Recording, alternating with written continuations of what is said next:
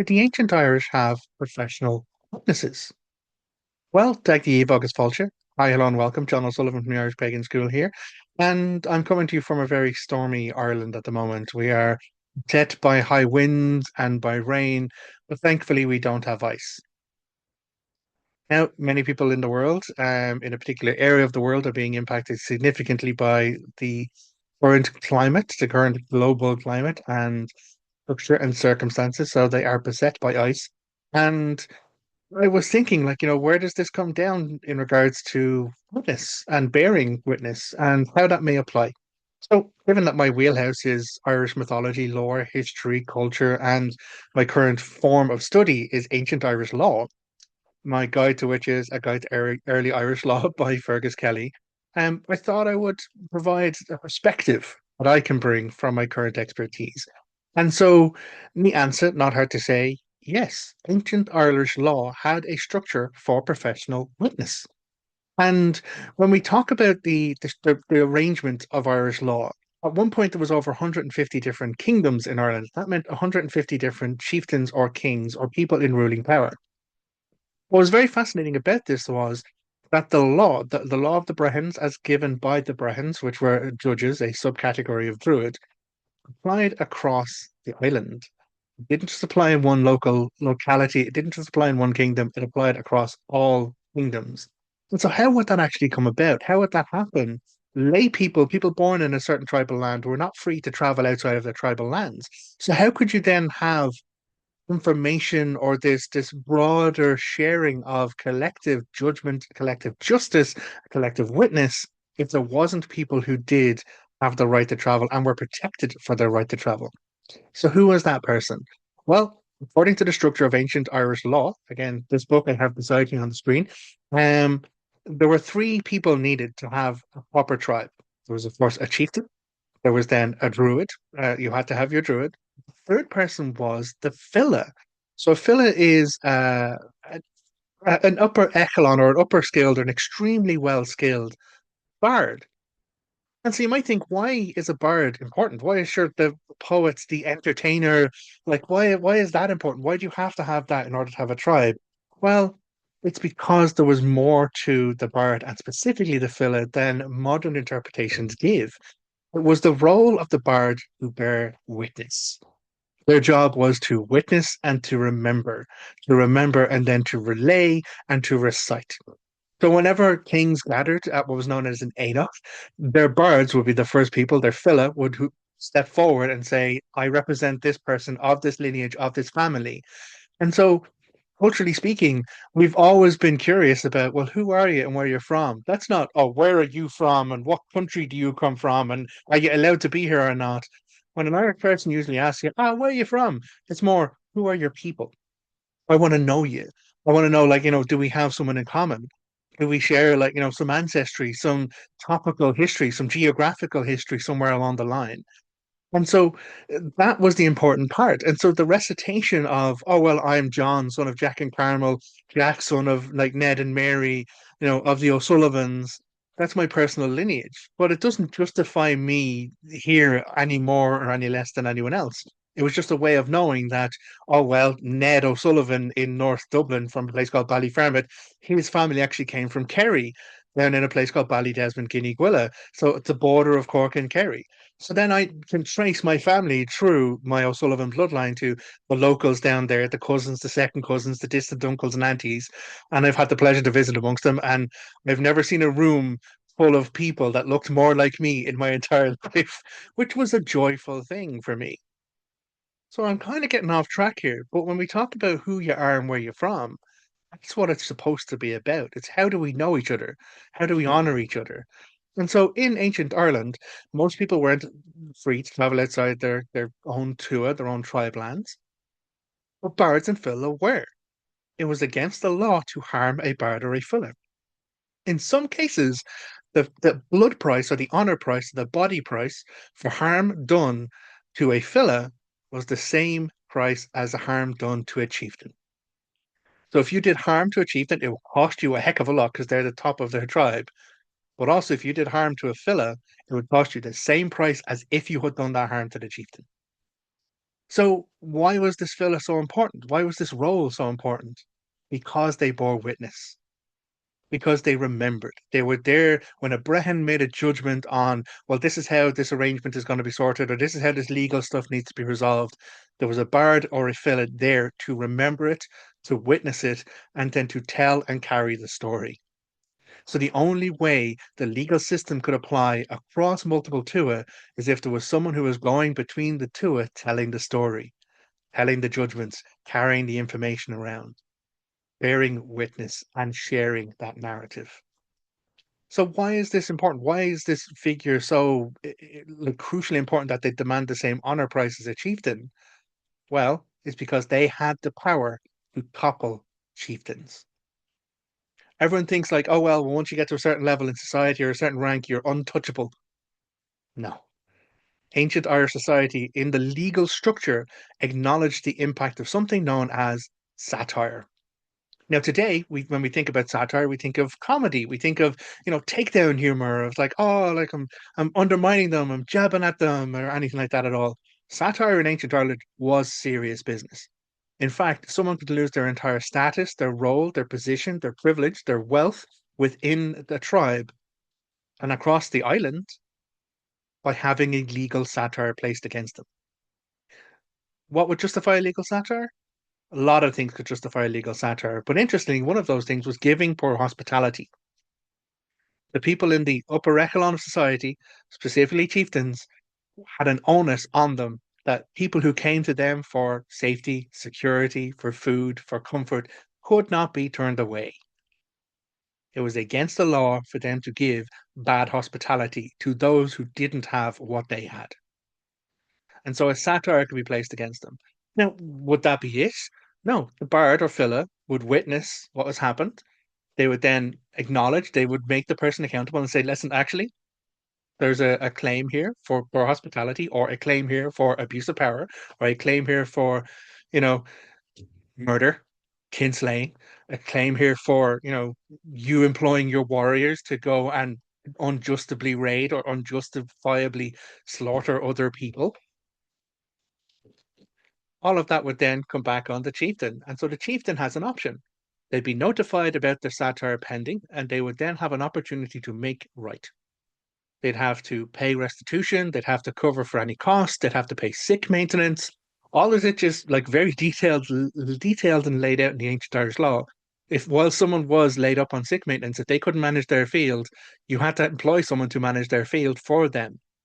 And that was all because you are the person responsible for the harm, or you are the person responsible for your followers doing the harm. So that gives the opportunity for the person to make right. But John, like surely that just means if they're wealthy enough, they can pay their way out of it.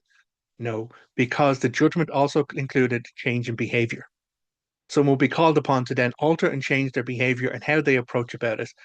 And if they didn't, well, then the satire will be performed, and the satire will be given publicly. It's not, oh well, we had a conversation behind closed doors. No, a satire is performed publicly in front of everybody, in front of your community, in front of your locality, and you would cry, here is the offense, here is the people offended, here is the person responsible, here is the opportunity they were given to make right by it. They have not done. So the judgment of justice is there is no hospitality in the house of this king. There is no justice in the house of this king or leader or chieftain or whatever title. And so the law stated that if a chieftain, king, or leader in some way had a legal satire placed against them, they were no longer fit to lead. This wasn't, you know, oh, casual justice, oh, I serve a bit of time and I make up my penance or like I pay my way out of it. They are no longer fit as a person within that section of tribal status, or in the worst case, the Bard or Fila could take someone by the ear and publicly recite in front of everyone else that they were no longer a person. They're no longer a person of the tribe. They are no longer recognized as kin. They are no longer recognized by their chieftain, their landowners, anyone else at all. They are a non-person, and they were then evicted from tribal lands. So how does any of this apply? Well, when judgments were called and a Brehon was called to give a judgment, there would be witnesses. There would have to be a witness. Who witnessed the infraction? Who witnessed the event? What evidence can you present? What expertise do you have? And in some cases, it doesn't require expertise. It's like, well, hi, here's literally the broken fence that the sheep went through. Or hi, here's the body of my kinsman who was slain. And so all of that then is justifiable information, and the witness is brought forward. And so the accountable person is called for to justice. And even if there is a restitution or a making right, the witness is also given a payment for being brave enough to stand up and to put their own name and their own honor on the line to say that they witnessed the infraction, they witnessed the injustice. So why does any of this apply? Yes, the answer, not hard to say. Ancient Ireland had professional witnesses. Their bards performed satire to hold the most powerful people accountable. How does any of that apply today? Well, historically speaking, when people in power cannot stand up to satire, when people in power come after the public people speaking out against them, it's not proof that they're doing something right. It's proof that they're doing something wrong and they don't want people to witness. They don't want people to know. In the medieval period, when Ireland was conquered by our neighboring big bully empire, the Great British Empire, it was specifically made illegal, according to British law, for a bard to be housed by an Irish noble.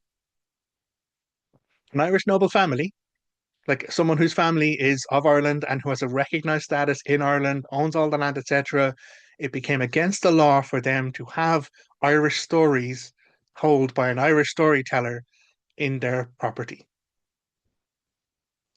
The English overseers didn't want the narrative, didn't want the stories, didn't want the connection of people to their culture, to their heritage, to their land, to their heroes to be told. They wanted to control the narrative, restrict the information, deny people the understanding of who they are in respect to their community, in respect to their like families, in respect to the landscape that they call home.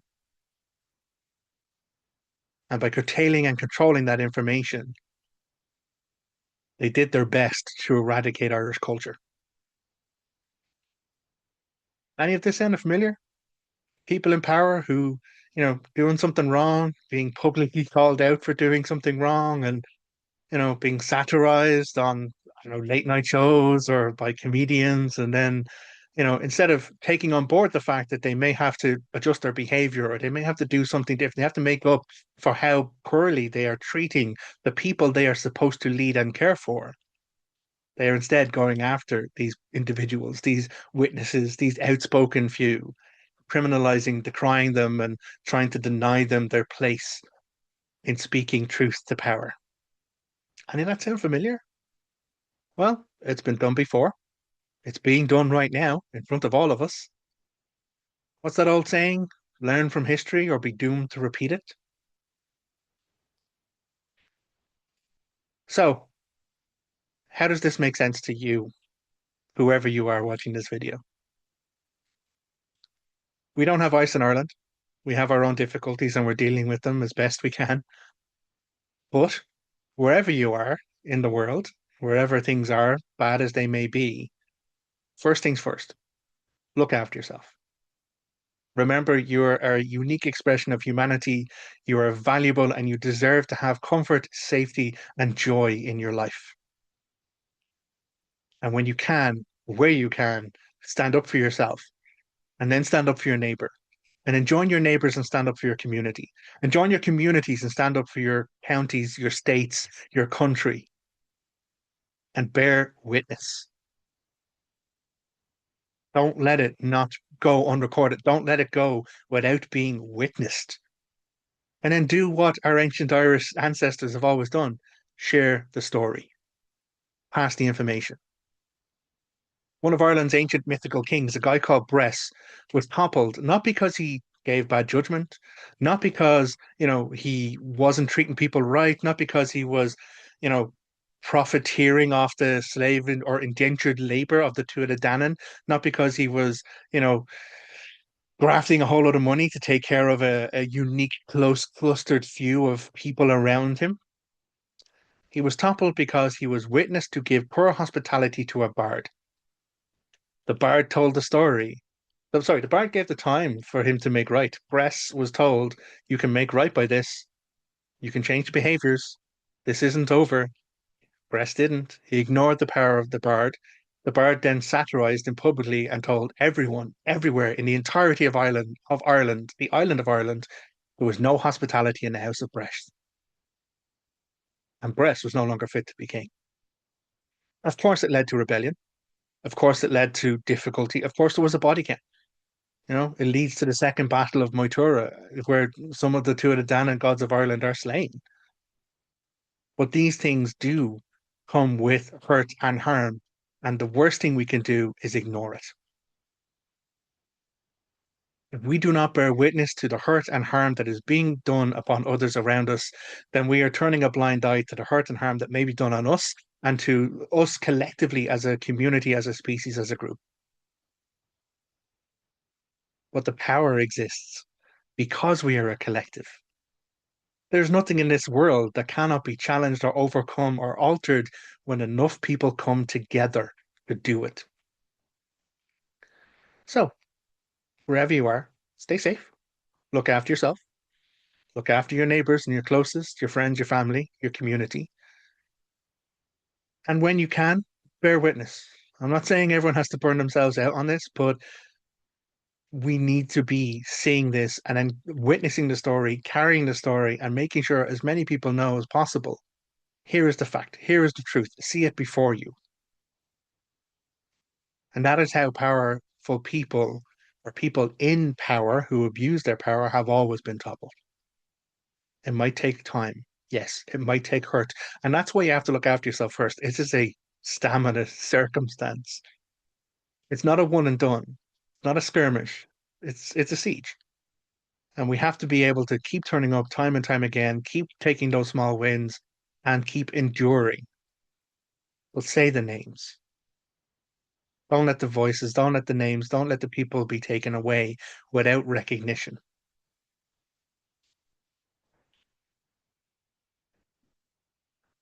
I I'm across the island. I'm across the ocean. I'm across an entire ocean from where people are losing their lives in so many directions. I'm not just talking west of Ireland, I'm also talking south of Ireland, east of Ireland. So many people all over this world are losing their life and losing the possibility, the potential, the beauty of their experience that they could have had. Why? Because others don't think they should exist. Because others disagree with them. Others don't want them nearby, or others don't like how they look, or how they speak, or how they act. We should be better than this. We can be better than this. Learn from our history or be doomed to repeat it. So, yeah, Ireland did have professional witnesses. And so, bear witness, document it.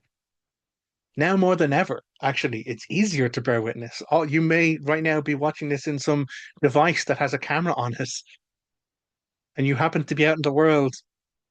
Bear witness. Take the proof, take the evidence. You don't have to bring someone to a broken fence. You don't have to bring the body of a deceased loved one. You can take evidence everywhere, and you have a right to bear witness and to do so. Be safe. Yes. And people worry that, like, oh, I might get hurt. People are already getting hurt. And more people will get hurt unless the rest of us come together, stand up, and say no. And yeah, satirize them. Absolutely. Here is the Cheeto in charge, number like 40, whatever he is. Trumpster fire is what I personally use. Ridicule and laugh at them,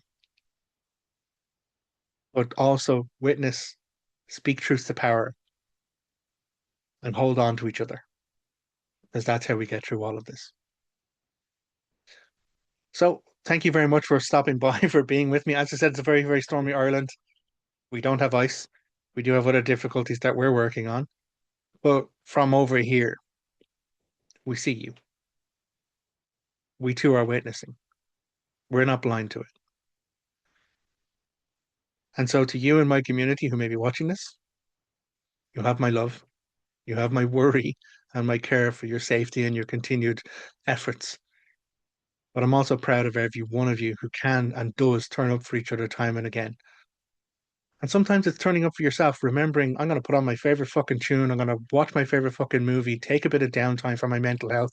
And then once I'm ready again, I'm going to rally with my friends, make sure we walk the streets, blow a few whistles, make sure we turn up at our, Senate representatives, send as many fucking emails, bombard them with phone calls saying that this is not good enough because you deserve more. Your neighbors deserve more. The people of our world deserve more. I'm over talking it. Until next time, look after yourself. Take care. Agus slán. Goodbye.